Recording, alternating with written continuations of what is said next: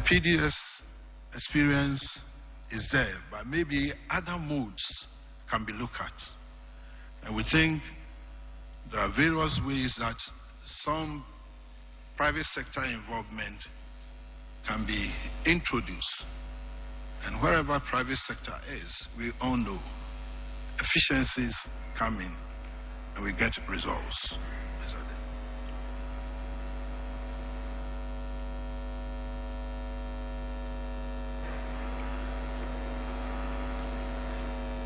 We think AICC, we need some reforms, governance reforms. It should operate as a commercial corporate entity. If it has to carry out the social work or operate as a social or a service to the vulnerable, of course somebody has to pay for that.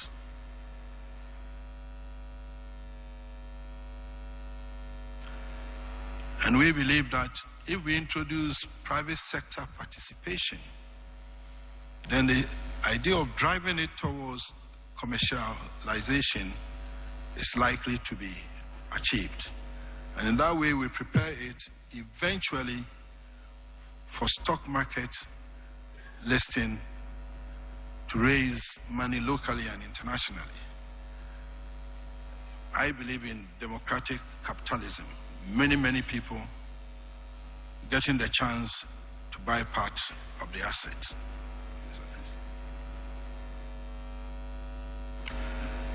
Yes, we will now turn to cocoa.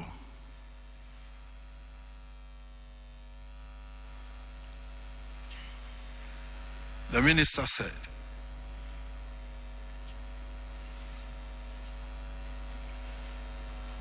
cocoa board operations result in substantial losses, about $2.4 billion annually between 2017 and 2023.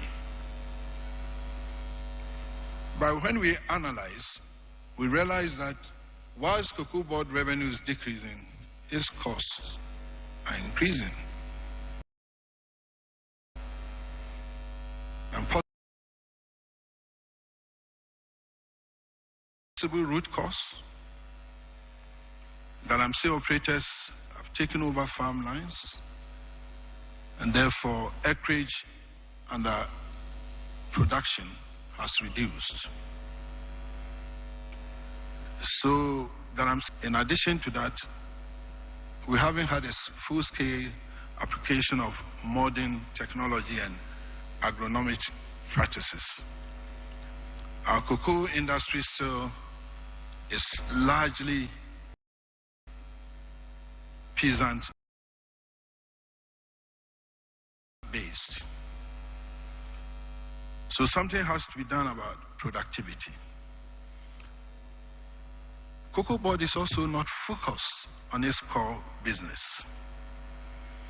and has inefficient procurement practices, just like the AICC, the cousin. To government, we suggest as follows.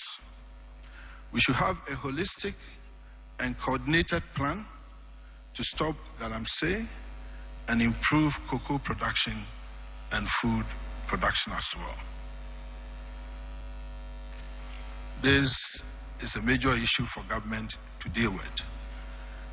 Within our group, for less than a day, we couldn't have come out with any plan, so we just recommend that to government. Cocoa board should focus on its core business of buying and selling cocoa. In effect, it has no business doing roads. And we think that that must stop forthwith. The Department of Feeder Roads is there, and arrangements can be made for them to look at cocoa roads. In the past, when some of us were there, we were never constructing roads. We were only helping to give funds to feeder roads for them to do the work. Cocoa Board also imports inputs which we think should not stop, but whatever is imported should be sold at market prices. Because if you subsidize, as we have now, all of the inputs, a large number of it goes across the borders, smuggled out. So that is a cost to government for no benefit. And the only way to stop that is to let the prices match market. So there's no incentive for smuggling. To increase production, we want to recommend, whichever way government will look at it, to encourage large-scale plantations and also adoption of agronomic practices. We have to conduct procurement efficiently to ensure value for money.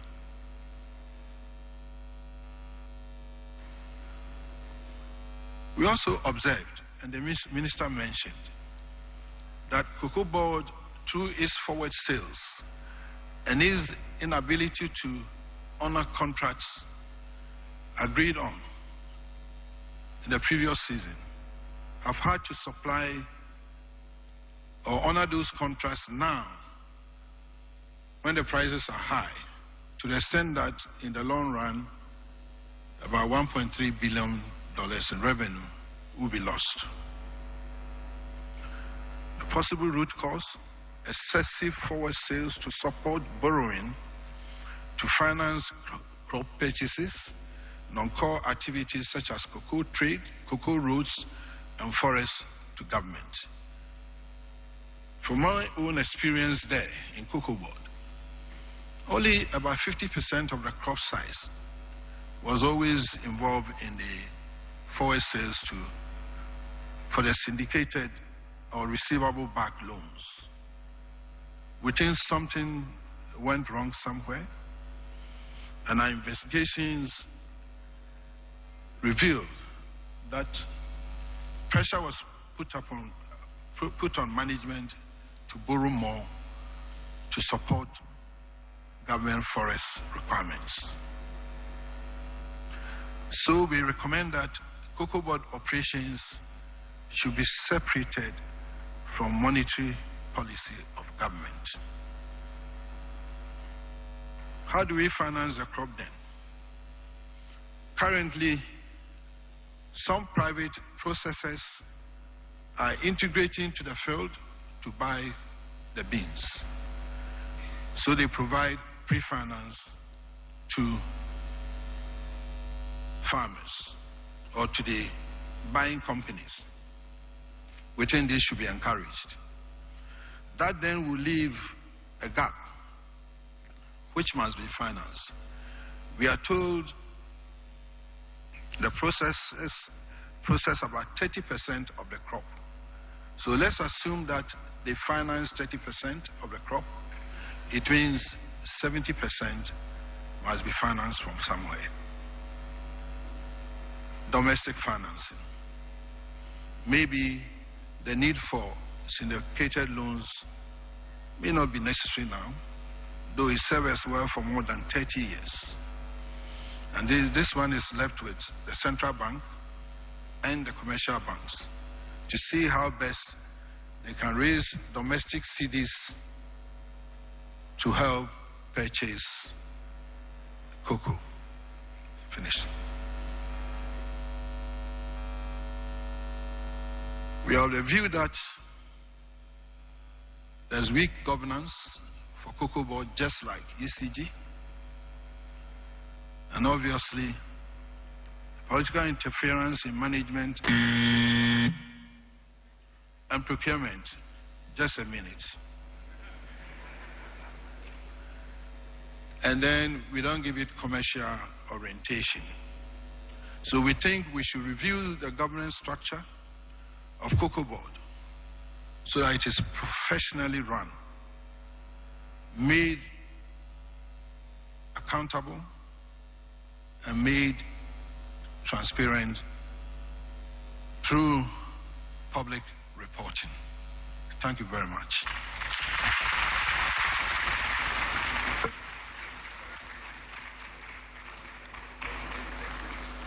Please put your hands together one more time for the structural and policy reform. So when the alarm blew, he asked for a minute, and I was saying to somebody that the alarm is like the automatic adjustment formula. It cannot be interfered with. Because in their committee, they kept saying that the tariffs must be realistic and it adjusts automatically. So sorry about that. Now we have 2 more to go. We are nearly there. I'd like to invite the infrastructure team. Let me first welcome, or at least call for acknowledgement, the chair, Mr. Felix Addo, and his team. So the infrastructure team, if you can please rise. Oh, come on, guys. Put your hands together for the infrastructure team, chaired by Mr. Felix Addo. And David Oposu-Dorte is the presenter. He doesn't need slides. He just needs to show up.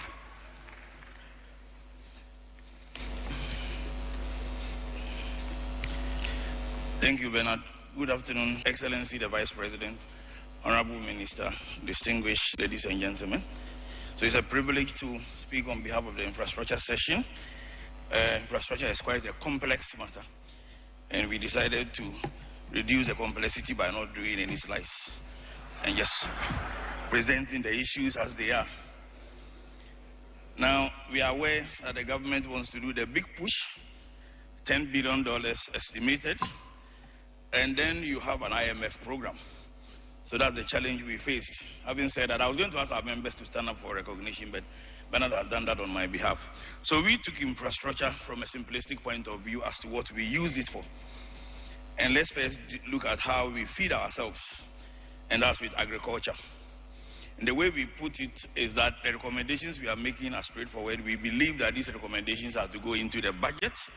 And our view is that if the recommendations are accepted, either all or most, if you change the should in all our recommendations to will or shall, it shall be a budget statement.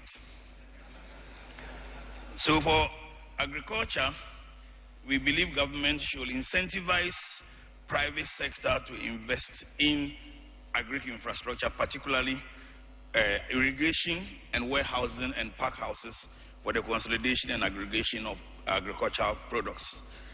We believe that in view of the need to have minimum recourse, we should look at projects that have some form of ability to recover cost, if not all. And we particularly recommend that the Pualugu irrigation project be looked at from all its multifaceted angle as one of the first projects in the agriculture sector. We are mindful about the challenges relating to it. We think whatever it is, those other benefits, including its potential for renewable energy, can have multiplier effect, as well as the fact that some plantation farmers may be able to pay part of the cost, and then we think government should bear the viability gap that will arise in order to help de-risk agricultural infrastructure, and that will be an example for that purpose. So if that is done, then government should encourage ownership by private sector and the development of other agri infrastructure. So that's for agriculture. Let me move to housing. Now for housing, we segregated housing into 2 clear, distinct parts: the low-cost and affordable housing, which for the mass, and then those which are at the higher end. We pegged the low cost as $50,000 and below, equivalent in CD terms. So having said that, we have reason to believe that the law we already have on the ground regarding the vatable component of real estate may come back. But if it will, then the team agreed with the proposal by Grida that it should be graduated, and that those infrastructure relating to housing, 50,000 and below, should be 0 rated, whereas the rest are graduated from 1% upwards to 5%. We have the table of what the amounts are, and we shall make it available.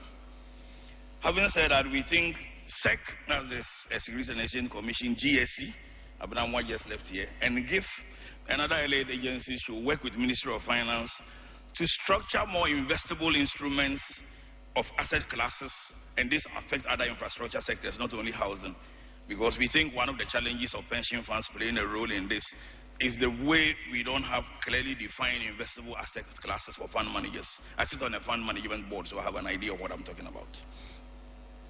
Having said that, we think Tier 1 and Tier 2 pension funds, as is SNIT and Tier 2, should come in and allow pension funds not only to be used, if possible, in an untaxable deposit arrangement for the low income, that's the 50,000 and below, but also as a recourse to default. So that way, we should be able to de-risk the market. Having said that, I think there is quite a lot of talk about the cost of infrastructure generally, and I'll return to this subject, Excellency, as I proceed. But we tend to overlook the other things that contribute to cost. I just heard a presentation on ECG, inability to recover all their, as it were, the payments. But part of it is attributable to our failure to enforce development control provisions under special plans under Act 925. If we do that, things will become much easier, and the cost of development of housing will be stepped down. So we made that recommendation as well. Then we took at university education. There is a report I've had the privilege of having a look at. It appears, notwithstanding the huge increase in the enrollment of children for schools, it turns out that our population growth is actually ahead of the supply of infrastructure for schools and our ability to accommodate. I've heard about 60,000 admissions and the rest.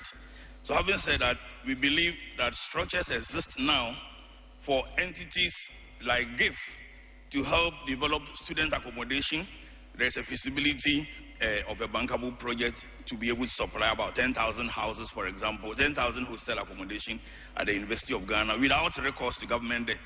And that's the kind of approach that we took in making the recommendations. All our recommendations are as much as possible with minimal or no recourse to government debt, because we are mindful about the big push, notwithstanding the fact that government doesn't have that much room to maneuver when it comes to finance. So that is for university accommodation. Now, in line with government's energy transition plan, we also recommend that government should encourage all secondary schools to work with private sector to install solar in most secondary schools, if not all, and have structures to ensure that the payment is borne by the private sector. The advantage is that it will leverage our ability to attract funding in other forms for the sector. The other thing we recommend government should do is that they should have a database, published database, of the needs of second cycle and primary institutions which require upgrade as well as supply of equipment and related infrastructure activities, so that that database will be made available to corporate entities who want to select from this and be able to develop those infrastructure as part of their CSR. Of course, aligned to their tax and other incentives that they may attract. Again, that is one way of taking the burden off government. So at the same time, being able to attract funding and being able to, align it with the energy transition policy from the second cycle institution. To enhance this, we recommend that the Ministry of Finance through the Public Investment Division develop a bankability criteria which will be used as a basis for determining whether such projects should be done at tertiary level, at the secondary level, and related activities. Actually, we do have an outline of what the bankability criteria should look like, but the 20 minutes we have will not allow us to go into that, so those attachments will be made available. We looked at infrastructure also from standards of living from different angles. The first one to talk about is water. Once we know that water is essential for all of us, we are aware of the shortages, especially in urban areas. We believe that this program, there should be a program to take a look at Ghana's huge potential of its ability to export water. That may sound strange to many, but there are projects, actually, some led by the African Development Bank, to tap into the Sogakope Lome water project and export potable water from Ghana to Lome. The advantage of it is that that project enables us to earn dollars to offset the tariff in the lower end for those who need water in Ghana and may not be able to afford commercial rates if private sector comes in. At the same time, that project, which is fully studied and the African Development Bank is, aware about this, which is fully studied, or at least almost fully studied, has a component in Ghana which will allow a 360,000 meter cube, 72 kilometer pipeline to increase water supply to Accra and solve part of the problem. And the cross-subsidization of water exports will change the dynamics significantly. It is more of action and concerted action that is required on the part of GWCL and the government of Ghana side. So this is not new. It has been dragging for a very long time.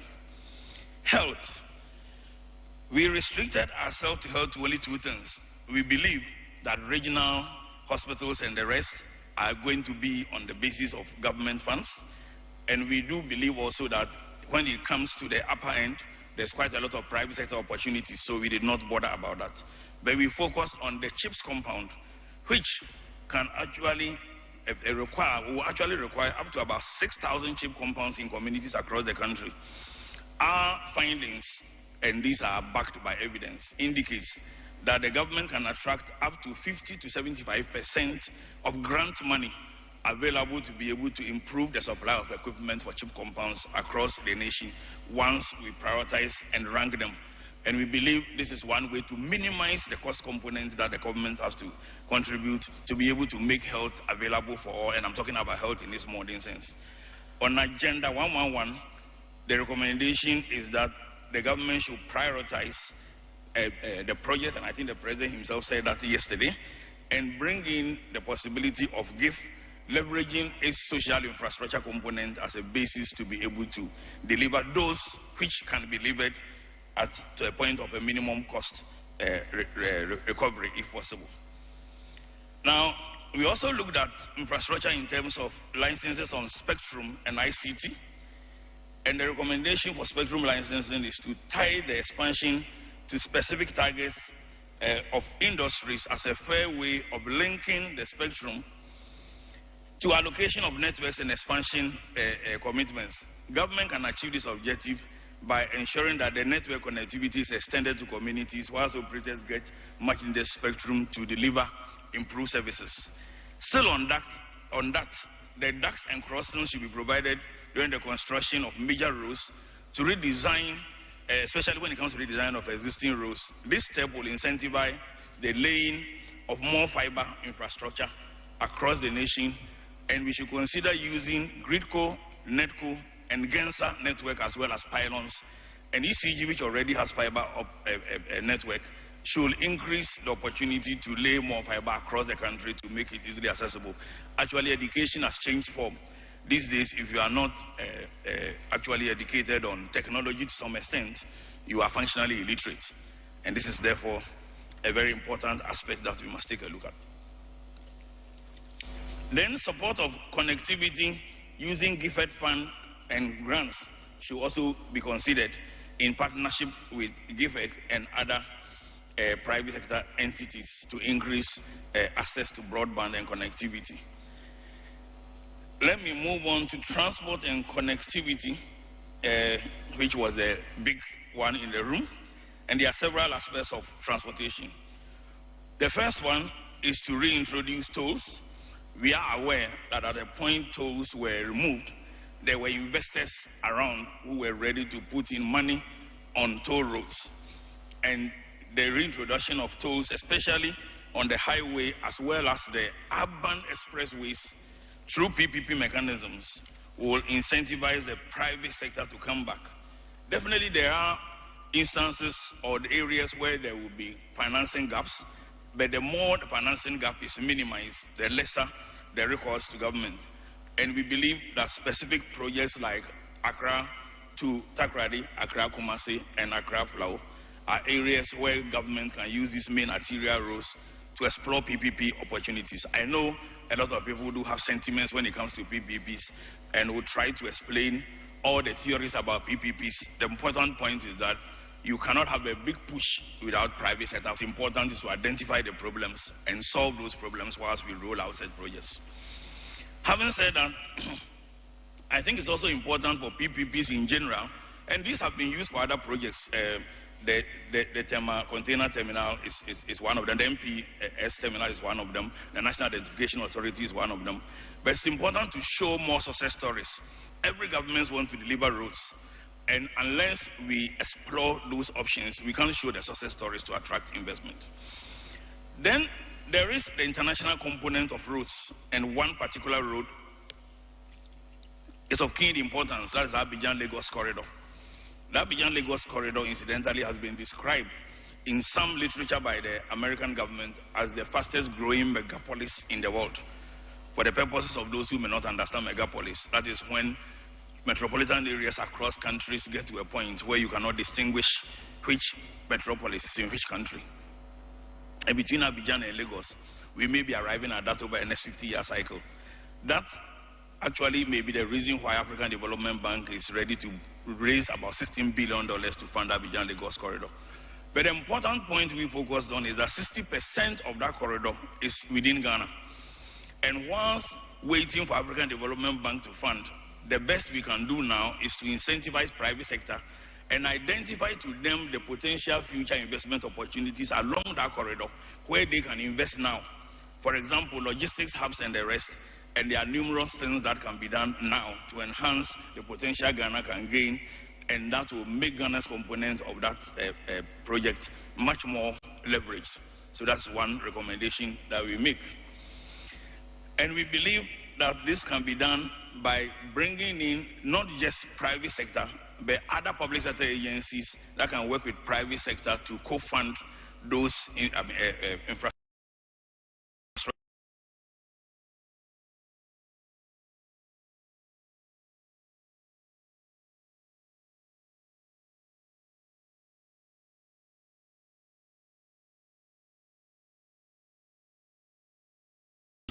Allied Unity, etc., Yalolo and the rest, which have not been properly leveraged. Either the infrastructure component was done and the operation component was not done, or vice versa. The need to leverage the two and ensure that we make as much cost recovery as possible is highly recommended as a long-term measure. Then there is the Accra-Tema Motorway ATMP project. I do believe the continuation of that funding will also continue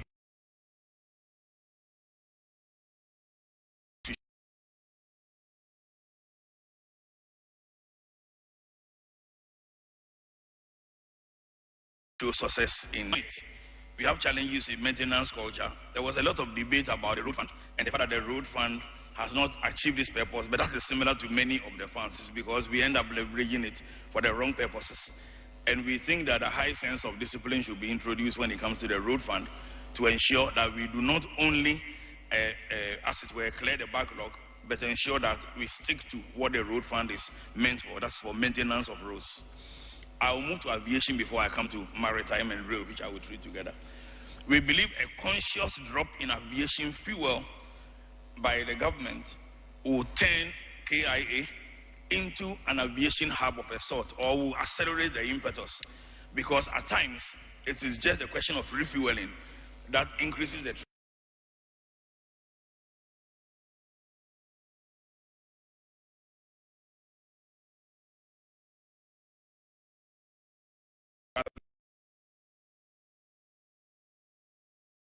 at the airport, and is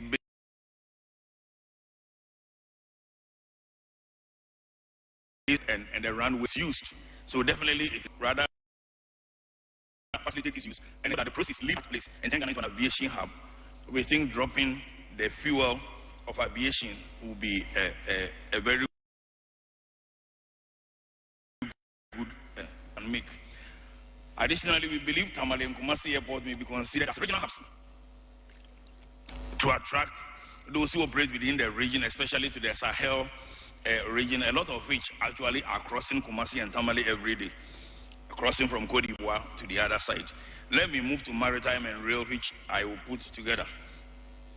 It is important to rejuvenate the Tema shipyard, engage strategic partner, or ensure that any strategic partner existing is made to revamp the shipyard to bring it to the full function of all its function that it's supposed to play, which is shipbuilding, ship repairs, and particularly because of the 24-hour economy, fabrication.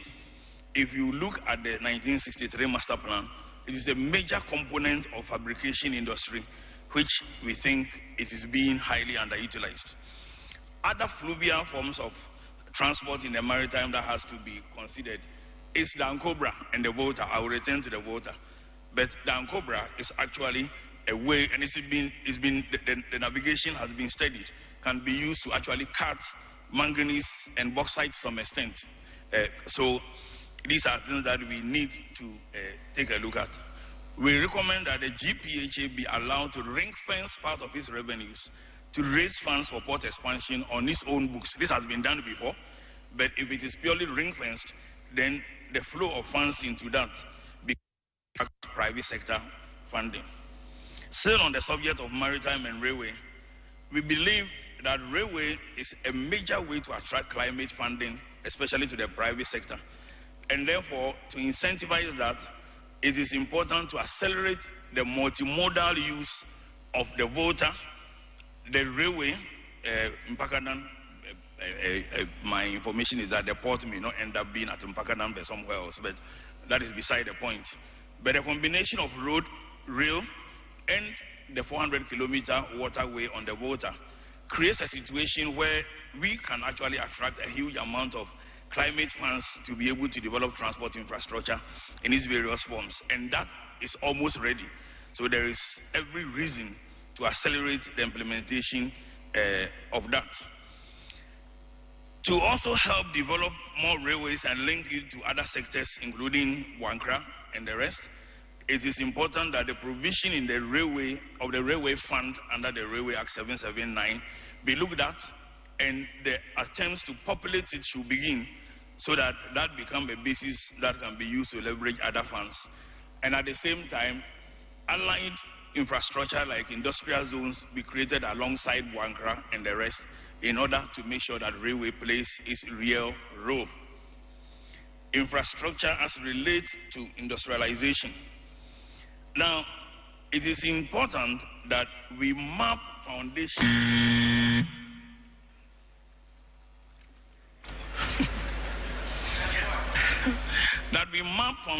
minerals to our infrastructure. And by foundation minerals, I mean salt, bauxite, iron ore, and lithium, all of which are not just foundation minerals, but they are critical minerals. The point about foundation minerals is that they are not existing in themselves. They have multiply effect. If you take a critical look at Ghana, you will find that the railway was a triangle, and everything was meant to end at the port to be exported to Europe in those days. So we should be moving from there, if we are doing value addition, which the president talked about, to have a situation where the value addition is actually tied to the minerals and resources we have. Again, studies already exist that we do have $1 trillion in a 50-year cycle if you did an integrated value chain of the aluminum sector alone. So it's important that we do this, and that to do that, we need to ensure that right places are acquired for that purpose. Now, it's important while talking about industrialization to refer to something else regarding infrastructure. The fact that no country can industrialize if it is selling power to strategic industries at more than 6 cents per kilowatt hour. That's a fact. And especially if it sells power to the aluminium smelter only at more than 4 cents per kilowatt hour. This is a tough one, but we need to do it. And the way to do it is not to give discriminatory power to every industry, but to selected industries, those in the iron ore, fabrication, and particularly Valco. And we can do that by exploiting the existing infrastructure which has paid for this itself, that is the Volta Dam, which is currently producing at 1.5 cents per kilowatt hour. Just in case you want to avoid transmission losses, you can use the Asogli plant, which is next to Valco, and then do a power tariff swap. These are measures that can be explored to ensure that we have that whole value chain, and then do the full. Let me move on. Bernard, I've seen you pacing up and down, but infrastructure is quite important. So I will sort that one out shortly.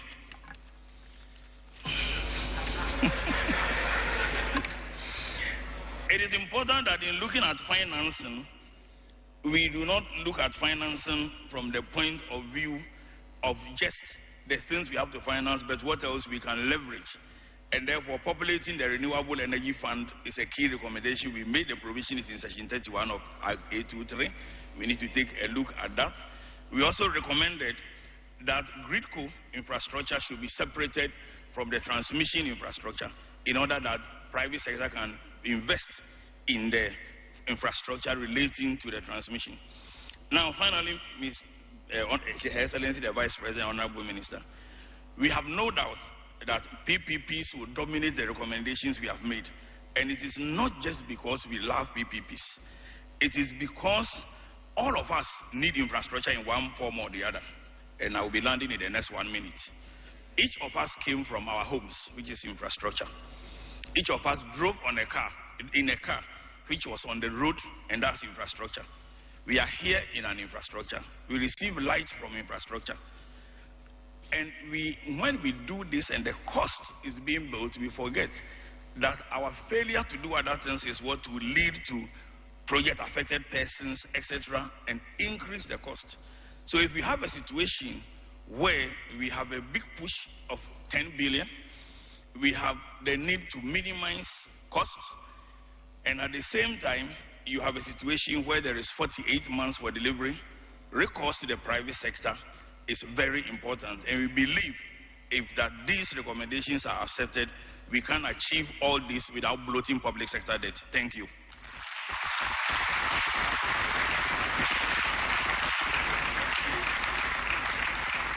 Wow. David Ofosu-Dorte for the infrastructure team. One more time. Thank you.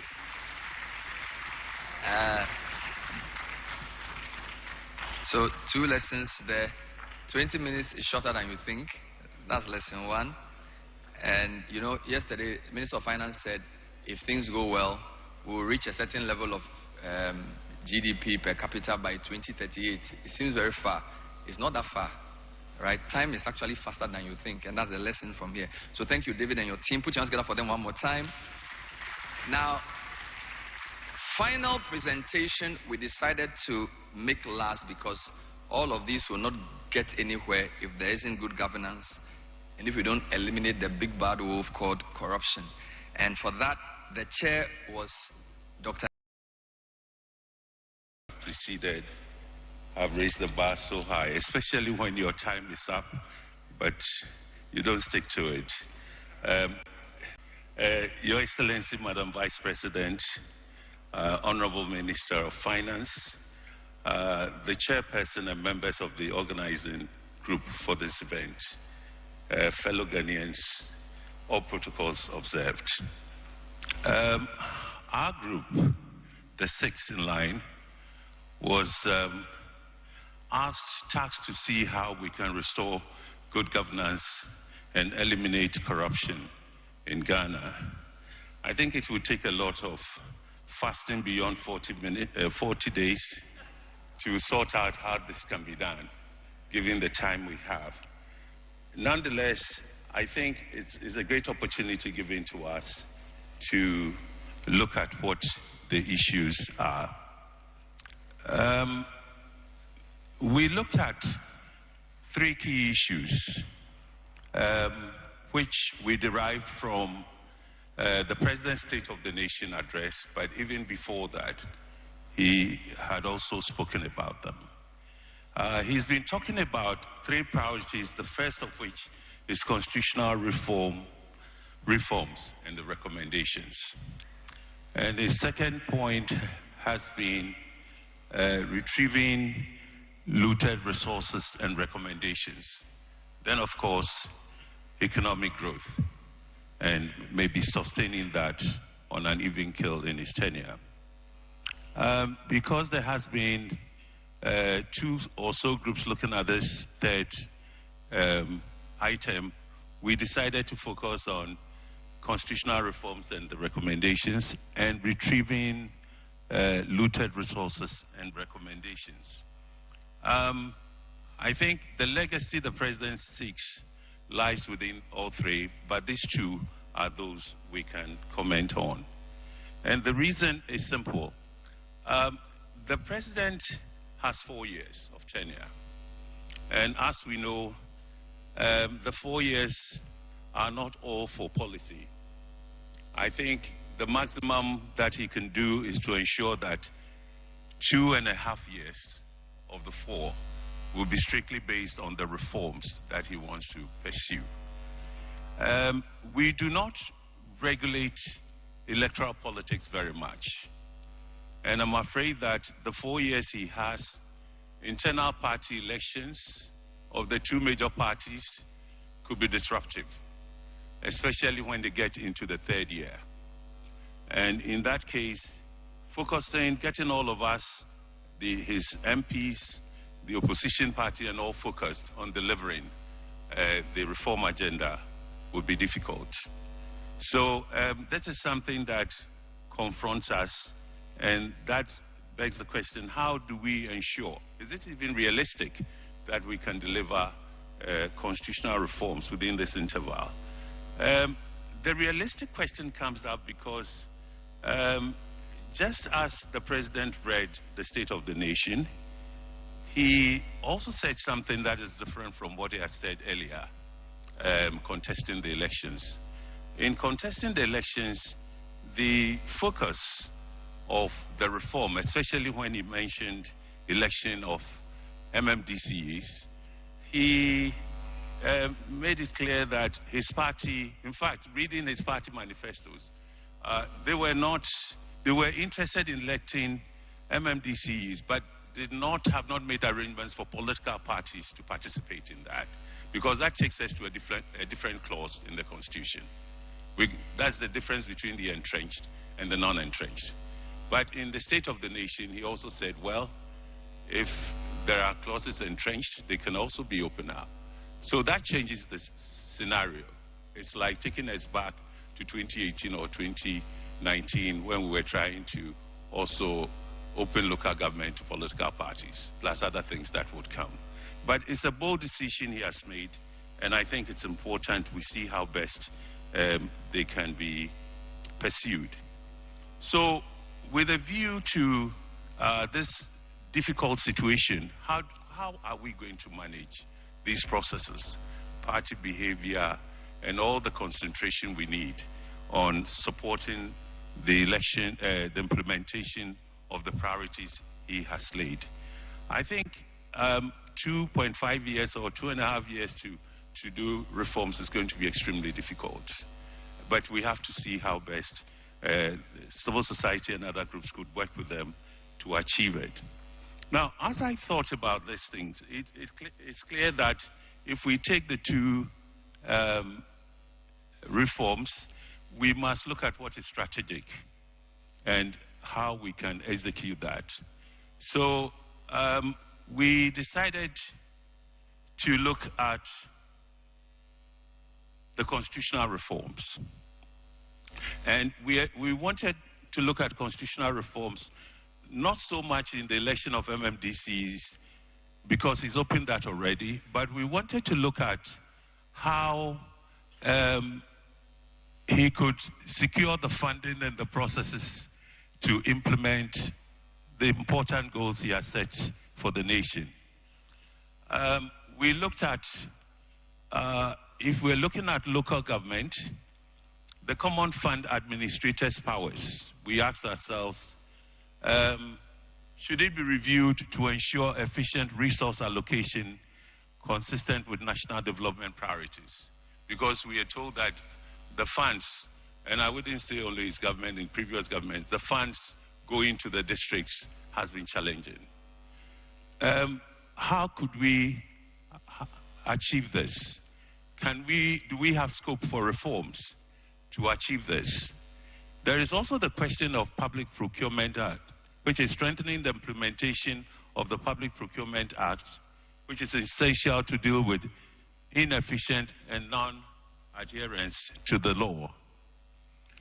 We also looked at resource allocation. Government institutions must be adequately resourced, and state-owned enterprises should undergo strict performance assessment to ensure efficiency, and accountability performances. These are the priorities on the table. And as we looked at them, unless we all come together to support the president, if it were possible not to focus on our political divisions, but take the period as we've elected the president, a national president, and we are supporting the policies that he would implement to improve the quality of governance and economic and social conditions in the country, that would be ideal. But there is a disruptive mechanism which no one has been able to control, and that is how the parties behave differently, focus more on the next elections. So, in looking at constitutional reforms, we think there's the need to strengthen governance systems to ensure full compliance with existing laws and regulations in line with Chapter 24 of the 1992 Constitution. There is also the need for verification of declared assets by the Auditor General. I think the President has set the standard. He's the first, probably the first in the Fourth Republic to publish or announce that he has, and we all saw it on TV. But we think that all other public officers should do. However, it is not clear whether this will be made public so that the assessments can be done also by the citizens they are representing in the high offices of state they are handling. The second is how to decouple Parliament from the executive. It is essential to decouple parliamentary functions from the executive branch to promote checks and balances in governance. But we have a situation where, in this time, the governing party has the greatest majority. And therefore, that had influenced, to me, although the manifesto spoke about electing MMDCs without parties much earlier. But the situation we have clearly shows that the governing party that has the majority and has been able to secure probably an absolute majority if you add the four candidates to its agenda to push reforms could do it his way. That would be difficult or maybe not what we should push, because it could end up intensifying divisions. Constitutional reforms require consensus, even if it's not the entrenched, which requires, 75%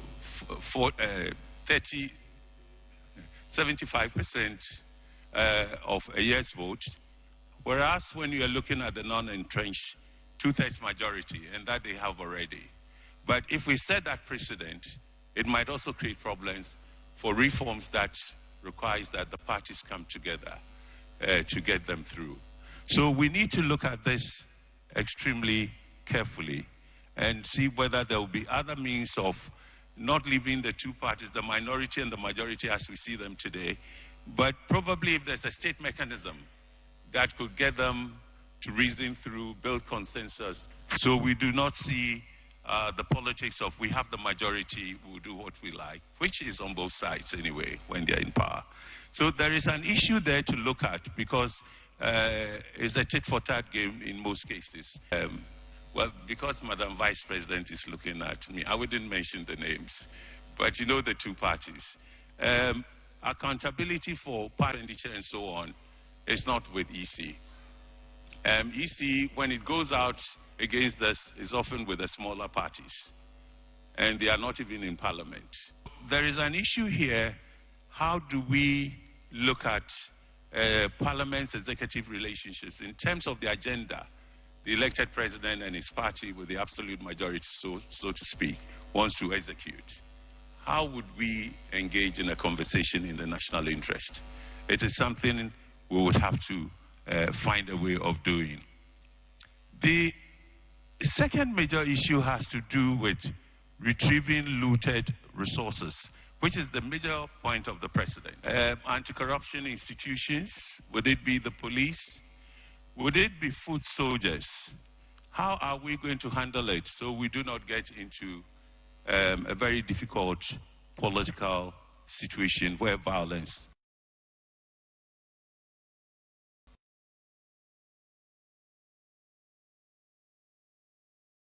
could probably. We can't also deny that there is public support for recovering what others call the loot and bringing back funds into the system to enable the government deliver its promises. We think that the anti-corruption institutions could help. We should first set up a framework and infrastructure to assist recovery, management, and accountability. I don't know if any of the parties have thought through this, but nobody expected this report. Well, I can't say nobody expected the results of the elections, the landslide, and so on. But I think how are we going to do this becomes an important that needs to be discussed, and what mobilization. But it could be well done. Are we going to look at anti-corruption institutions like YOCO?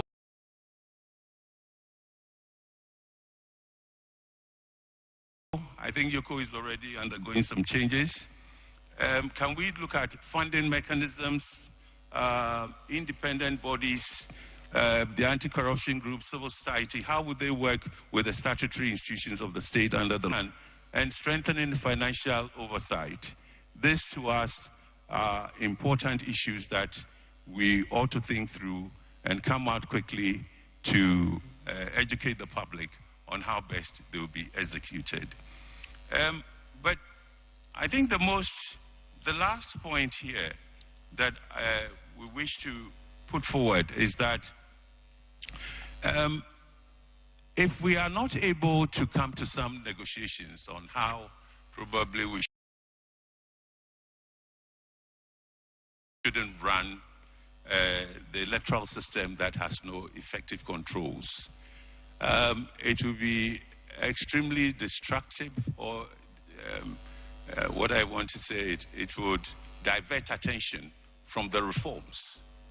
And the elections ahead of us, 2028, probably might be what drives the process. And in that case, I think we have to find the ways in which some consensus can be built without playing the parliamentary game alone, so that the tit for tat is not the way to do the most effective way of reforming our system in the interest of all. We think these two proposals we have, if seriously considered, would probably help us undertake reforms. But most of all, because the entrenched provision is now admissible from the President's SONA statement, it's like taking us back to what we tried to do in 2019, when election of MMDCs, political parties can participate, and that in the NDC manifesto for 2025 elections was a no-go area. So the implication is, now that the President says we can open reforms to entrenched provisions, how will the parties work? Because it's a consensus-driven thing, whether you have the majority or not. And how would you work together in mobilizing the public to support a process that will be in the interest of the nation if we can reform? These are some of the questions we've pondered over, but we think promoting good governance between 2025 and 2028 will require much more than the majority position, and it would also require a lot of activating consensus, and we need institutions to do this. I'm not sure whether we've worked on these things. I'll end it here.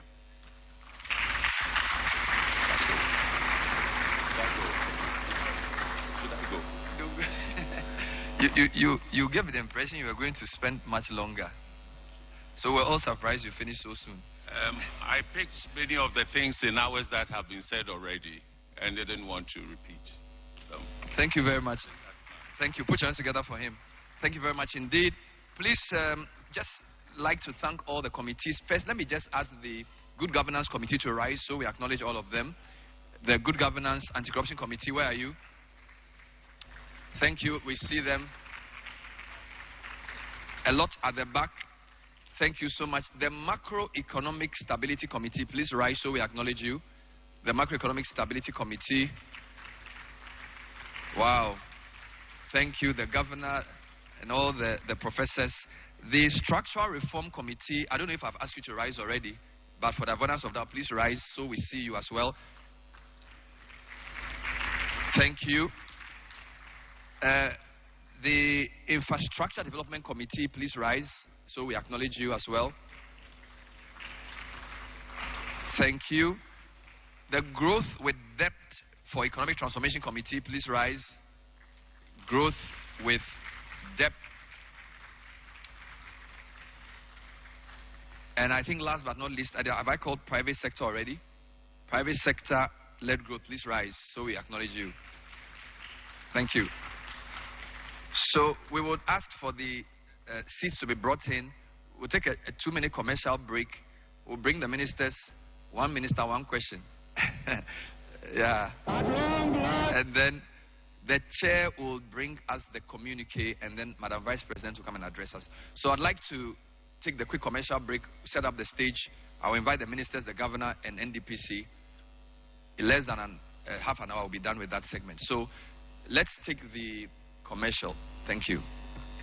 At long last, the battle has ended. This is the day, a nation of strength, a nation of pride, a nation of freedom and justice. Ghana, 68 years strong and still rising. This Independence Day, we reflect on our journey, review our progress, and reset for the Ghana we want.